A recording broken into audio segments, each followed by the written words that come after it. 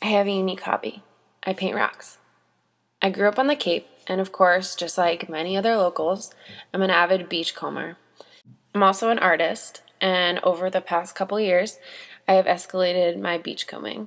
I now look for all different types of rocks to bring home and paint.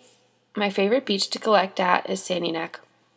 It's actually a little ironic and has such a misleading name because it is one of the rockiest beaches on the Cape. As much as that can be annoying over the summer, it's perfect for people like me. I come to this beach usually with some ideas swirling around in my mind, but no specific plans, and I search for rocks. I spend a while walking, and usually close to the waves, and using my imagination to envision the possibilities of what I could paint on the rocks. Sometimes the rocks really speak to me. For example, I recently found a dolphin's head, and a while back, I found the perfect T-Rex. It's quite fun to try and see what the rocks will become.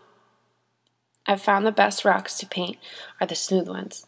They tend to have the least pores and make for very good painting, and they chip the least.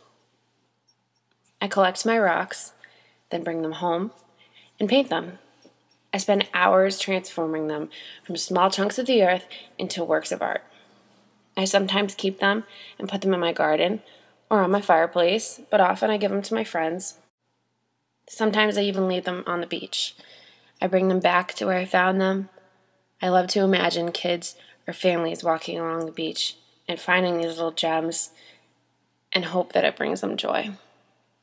Painting rocks has become one of my favorite hobbies, and I recommend it to anyone I meet.